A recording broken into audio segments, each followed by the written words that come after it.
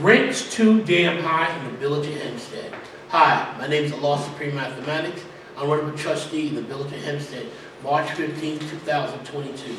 One of the reasons why I'm running is because in the Village of Hempstead, there's a new development project called Downtown Hempstead in the downtown layover zone.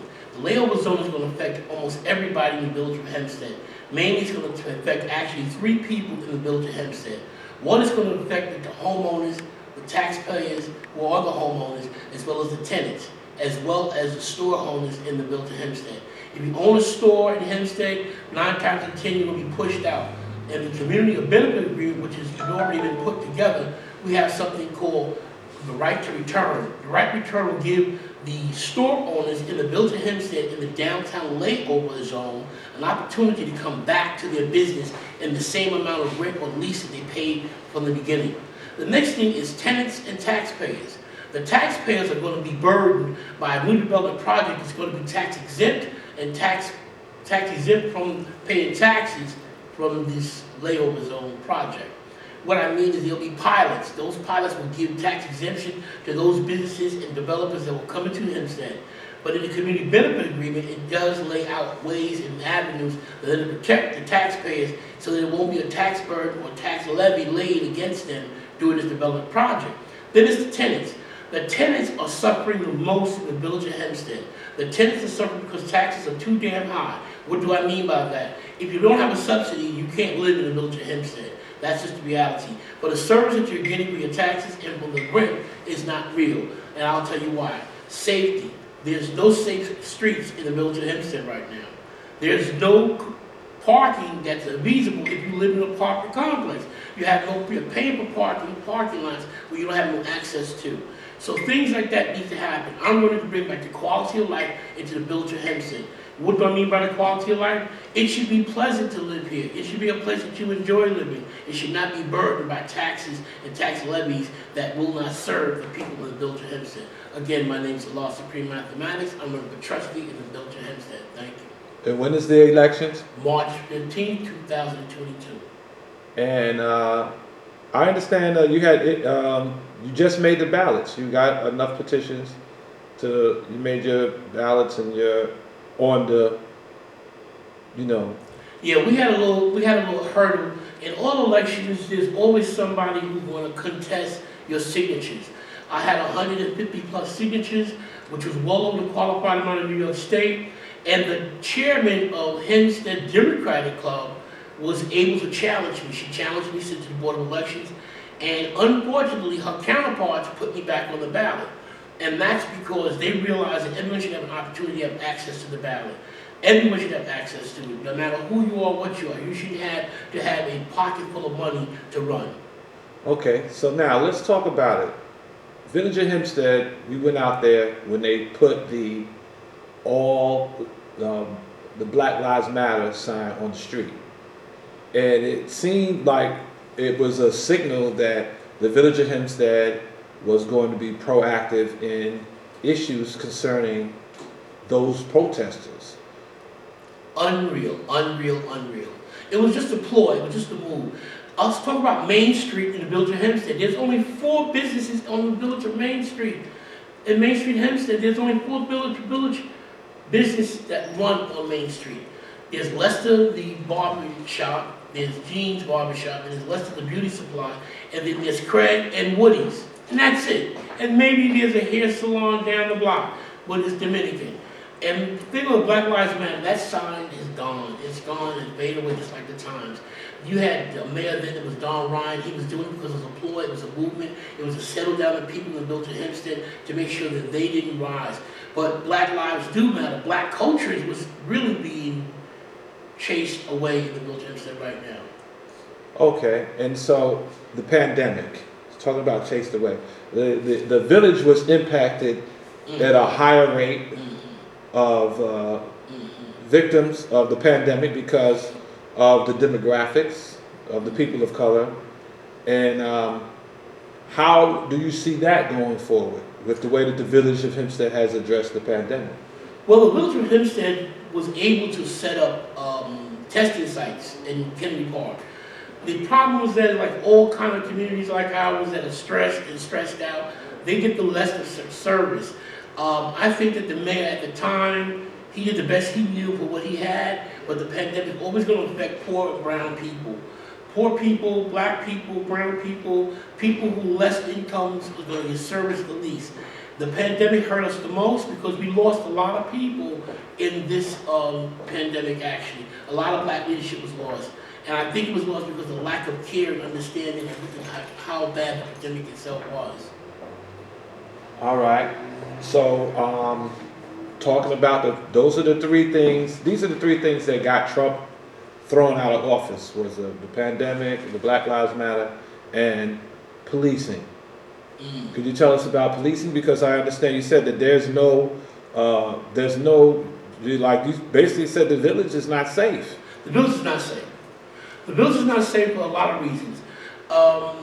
When I moved to the village back in the early 80s, there was something called community policing, where the police officers not only lived in the village, they knew the residents of the village, and they were on the street. It was a visible presence.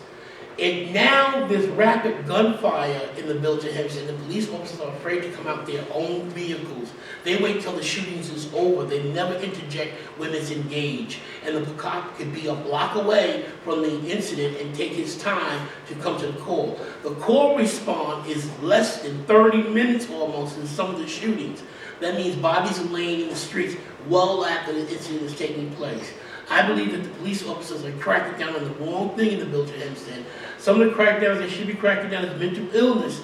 Mental illness and homelessness is the largest thing that's happened in the village of Hempstead. If you call a police officer about someone being ill as a homeless individual, they take their time, they drive by, they never stop, they never intervene, they never lock in.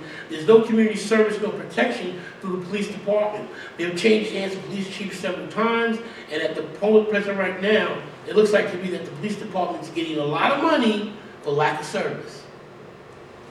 Right. Now, one of the pressing issues is, like you said, the public benefit agreement.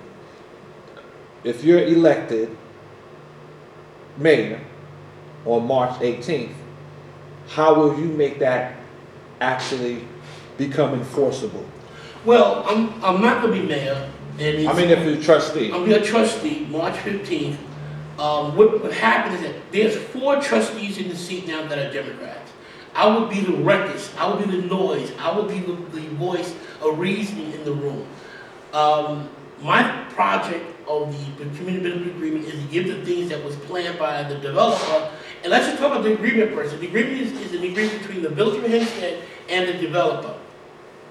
So the developers gave us a bunch of things, remedies that he would do to bring back to the community. Our job is to make sure the developers' statements become real. They got rid of the community development agency's director so that the community benefit agreement will not live its task out. There's supposed to be an advisory board that has been dismantled from this new mayor. So that means that they don't want to give the services back that's already been put into the agreement. I'm running on the purpose of putting the community benefit back in place for the community of itself at large. Now, let's talk about the Democratic Party and their love-hate relationship with black people. We all watched the election where Biden and Georgia congressional candidates won because of the shift in the demographics of the voter. They delivered the White House to Biden. However, the George Floyd Police Act hasn't passed. The Voting Rights Act hasn't passed.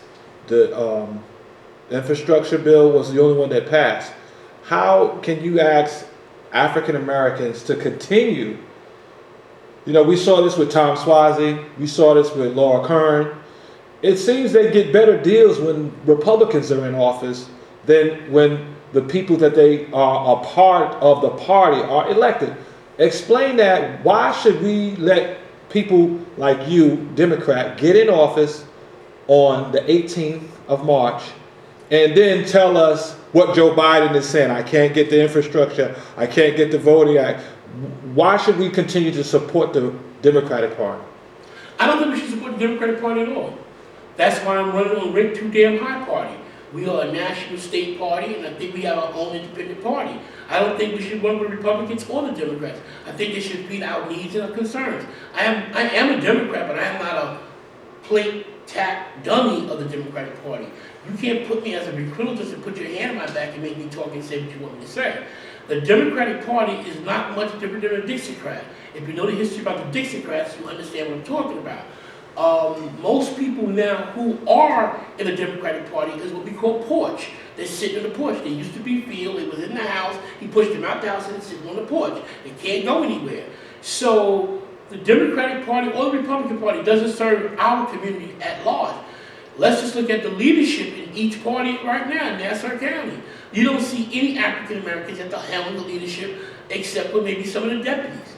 And I don't think it makes a difference in the terms of creating our own party. We need our own party and our own finance and our own projects to keep our community alive. We're suffering from economic development. That's the biggest problem we have in our communities. So the rent is too damn high is a New York-wide party. Yes. And you feel that that's an alternative? I feel that that's a better step than the steps we've been making. I was with Charles Barron with the Freedom Party, and the Freedom Party was a good party, but it was an all-black party. Rent too damn high is really a veterans issue because the American veterans suffer the most on rents than anyone else. Veterans should get a better standard than receiving on rent. It's very hard for a veteran to receive it because he's on a veteran's pay, and it's very difficult for him to get market rents. And veterans suffer the most. Active veterans are the mental illness and disabilities. Their rents are unreasonably out of control. So it's not just poor black people on rent too damn high. It's veterans, it's the disabled, it's the low income, it's the working poor, it's the middle class, it's all of us who work 3 and 4 jobs to maintain rent. That's what rent too damn high. And everyone in the United States can understand that because we've had candidates who ran in Washington, D.C. This year we have candidates who are going to run as governor in New York State. So tell the people in Hempstead what they need to do on March the 18th for... March 15th. March 15th, you need to pull that roll that says mathematics across it. M-A-T-H-E-M-A-T-I-C-S. We don't have a row yet, but I'm telling you, I'll be on that ballot. Look for rent too damn high, A Supreme Mathematics, and you will be able to be part of that AT&T vote. If people want to help your campaign, how can they contact you? You can contact me directly by my email. Allahsuprememath@gmail.com.